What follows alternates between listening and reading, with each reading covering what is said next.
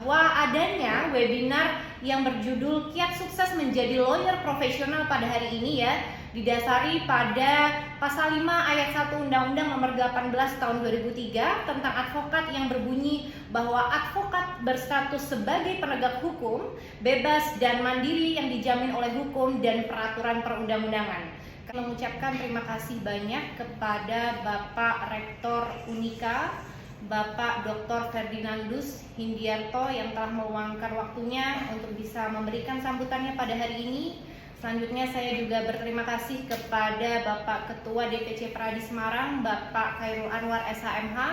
Saya juga mengucapkan terima kasih kepada Ibu Dekan Fakultas Hukum Unika, Ibu Dr. Marcella Elina Simanjuntak yang telah memfasilitasi dan juga mensupport kita.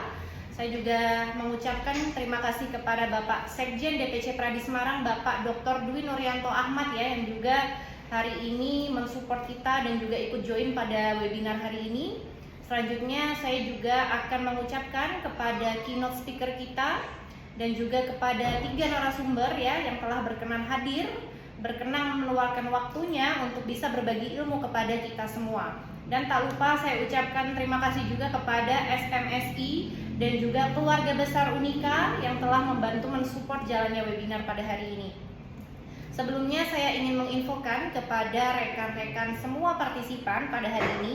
Ini saya lihat sudah ada 227 partisipan hari ini dan insya Allah nantinya akan bertambah.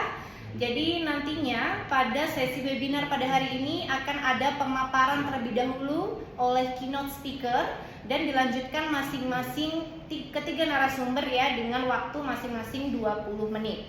Selama narasumber ataupun keynote speaker memaparkan materinya, para partisipan diharapkan dapat menonaktifkan mikrofon dan tetap menyalakan kameranya ya di setiap sesi webinar. Setelah itu, pemaparan dari keynote speaker ataupun kepada 3 narasumber, maka akan ada sesi tanya jawab selama 20 menit dan ini nanti akan diprioritaskan kepada rekan-rekan yang langsung raise hand ya. Nanti beberapa juga akan saya bacakan pertanyaan yang ada di kolom chat, namun karena pastinya banyak sekali pertanyaan yang mungkin akan diajukan oleh rekan-rekan partisipan semua, maka nanti kami dari tim panitia akan membantu memfilter pertanyaan yang nantinya saya selaku moderator akan bacakan. Jarang menjadi cita-cita bagi setiap orang, khususnya bagi yang berlatar belakang pendidikan hukum. Sehingga sebagian besar fresh graduate hukum ini mengincar profesi dan bahkan banyak pensiunan dari kalangan hakim, jaksa ataupun polisi ya maupun PNS memilih menjadi advokat setelah menyelesaikan masa baktinya. Namun pada kenyataannya mengemban profesi advokat atau lawyer ini tidak semudah membalikan telapak tangan ya. Bahkan banyak tantangan dan hambatan yang terkadang tidak pernah difikirkan oleh para fresh graduate ini ya ataupun lawyer-lawyer pemula. Nah, nanti diharapkan dapat memberi gambaran yang komprehensif ya dari segi profesi advokat bagi advokat pemula. Ini murid-muridnya Pak Ferdinand selaku rektor di Unika ini banyak sekali yang join ya lulusan dari Fakultas Hukum Unika yang memang dia bercita-cita menjadi seorang advokat. Bagaimana langkah awal untuk memulai? Apakah bagaimana cara membangun profesi lawyer ini sejak dini? Hal-hal apa yang harus dipersiapkan dan bagaimana mengembangkan skill dan juga kompetensi bagi para lawyer? Dan tentunya nantinya para keynote speaker dan 3 narasumber akan menjelaskan karena beliau sudah banyak pengalaman. Dan kalau seperti ini kerasa banget kalau partisipannya sudah mencapai 236 orang. Wah, ini kalau dikumpulkan di ruangan di Unika pasti udah full sekali ya Pak Rektor ini.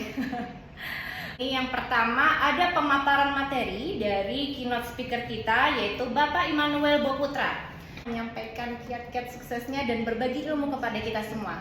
Silakan Bapak. Junior lawyer yang mungkin di sini bergabung, bagaimana peluang menjadi lawyer ya. Tadi beliau sudah menjelaskan bagaimana mengelola kantor hukum itu harus tahu marketnya ya, yang mana. Apalagi seperti Pak Bobi ya, tadi beliau menyebutkan di kantornya ada 50 lebih lawyer yang bergabung di SSMP. Artinya di ibu kota ini kan persaingannya sangat sulit. Bagaimana bisa mempertahankan eksistensi itu ya. Misalnya tadi beliau menyampaikan kita harus tahu marketnya, debitur atau kreditur, misalnya dalam perkara kepailitan. Karena jumlah kreditur ini banyak, ratusan ya, maka kita harus tahu ya, oh kita harus pegang market yang kreditur, karena jumlah kreditur ini banyak sekali ya. Saya jadi ingat pengalaman saya bergabung di kantornya Pak James ya. Kita banyak ilmu mendapatkan mewakili kreditur dalam perusahaan PKPU ataupun pilot ya. Tadi Pak Bobby juga menyampaikan bahwa mendirikan law firm itu sebetulnya juga tidak wajib. Namun harus belajar dulu ya, seperti bergabung dengan law firm senior ya, seperti pengalaman Pak Bobby ya, atau karena kantor sendiri itu bagaimana bisa mengelola, bisa mempertahankan ya adanya klien dan punya visi misi ya. Bagaimana visi misi kantor ini mau dibawa kemana ya. Lalu manajemen mendirikan law firm ya, karena tidak ada kurikulumnya di pendidikan khusus profesi advokat. Bahkan tak banyak untuk mempersingkat waktu karena waktunya sudah menunjukkan pukul 21.12 ya. Kita akan adakan sesi tanya jawab, namun karena waktunya sudah tidak memungkinkan untuk kita bisa menampung semua pertanyaan, untuk itu saya batasi hanya 3 pertanyaan ya. Nanti boleh dijawab oleh para narasumber ya, boleh Pak James, Pak Agustinus ataupun Pak Bobby, silahkan. Dan kita prioritaskan bagi rekan-rekan di sini yang raise hand ya, silahkan boleh langsung bertanya kepada para narasumber. Untuk itu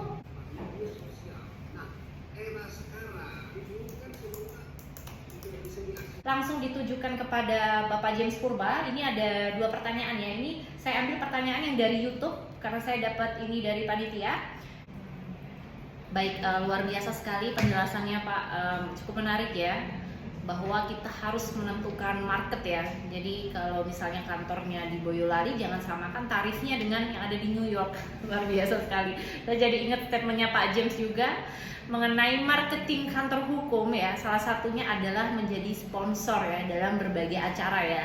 Saya lihat Pak James juga, kantor law firm James Purba & Partner ini banyak sekali menjadi sponsor dalam acara-acara bola ya, seperti Pradi FC dan lain sebagainya. Dan yang cukup menarik juga bahwa untuk branding ya seorang lawyer dalam media sosial ya, misalkan kita seorang yang menjual jasa hukum, kita banyak nge-share soal hukum ya, jangan curhat di media sosial. Itu hal yang sepele tapi cukup menarik juga yang perlu diperhatikan bagi calon-calon lawyer ke depannya ya, untuk bisa membranding diri. Dan karena waktu sudah menunjukkan pukul 21.31 dan saya pengennya sih membacakan semua pertanyaan ya, tapi karena waktunya yang tidak memungkinkan, karena kita seharusnya pukul 21 itu sudah selesai,